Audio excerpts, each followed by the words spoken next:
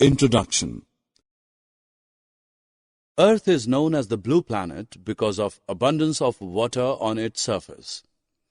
In fact, 70% of Earth's surface is covered by water. However, in summer, everyone talks of shortage of water. Strange, isn't it? What is even more strange is a couple of months later during monsoon, we talk of floods. In this lesson, we will learn about the effects of droughts and floods on Earth. We will also learn the ways to overcome these problems. Have you ever wondered where the rain and snow goes after reaching Earth? Rainwater flows as streams. It fills up ponds, lakes, and rivers. It falls into the sea and oceans. The snow falls on mountains and later melts into water. This water flows down the mountains in the form of streams and rivers. Thus, most of the water received from the sky finally flows into the oceans sooner or later. Not all the rainwater flows into rivers and ultimately into oceans.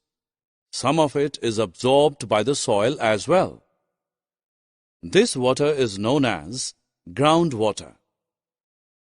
Groundwater is the source of water for many lakes and wells. Hand pumps and tube wells tap this source to provide water for consumption. However, overuse of groundwater has led to its depletion. As a result, we need to dig deeper and deeper to locate groundwater. In areas with little or no vegetation, the topsoil is loose and gets washed away by rainwater. Such areas get covered with concrete. As a result, there is reduced seepage of rainwater into the ground. This also contributes to reduction in groundwater. In our country, most of the rainfall occurs during June, July, and August. It gives us respite from the hot and humid summer. Sowing of many crops depends on monsoon. But what will happen if it rains heavily?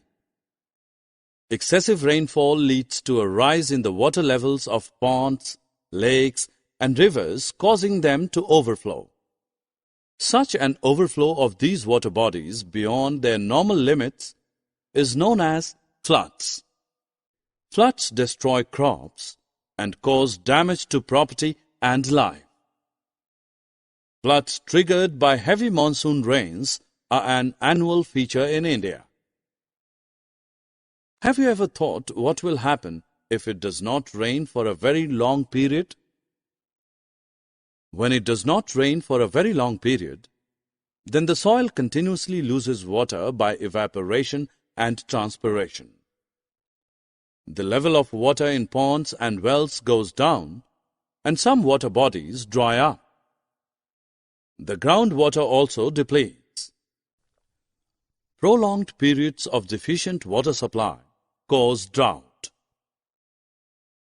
Water can be obtained from natural sources only.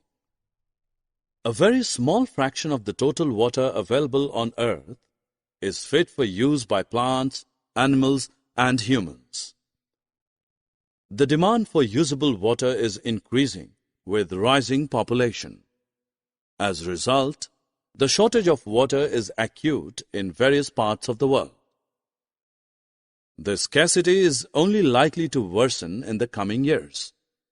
So, we as responsible inhabitants of Mother Earth must conserve water and use it judiciously. If we collect and store all the rainwater that collects on our terraces, roads, and pavements instead of letting it run into ditches, we could actually have vast reserves of water.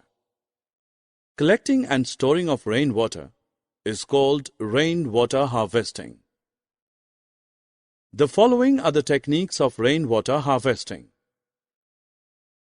The rainwater is collected from the rooftop in a storage tank through pipes to be used later for various purposes.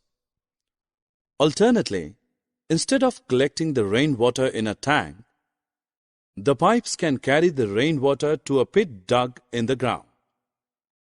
The rainwater then seeps into the soil to recharge or refill the groundwater. Another technique of rainwater harvesting is the one in which the runoff on the ground is used to recharge groundwater. Summary. Let us summarize what we have learned. Excess rainfall causes flood, and no rainfall over a period of time causes drought.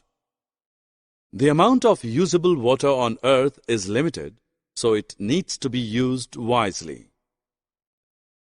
Collecting and storing of rainwater is called rainwater harvesting.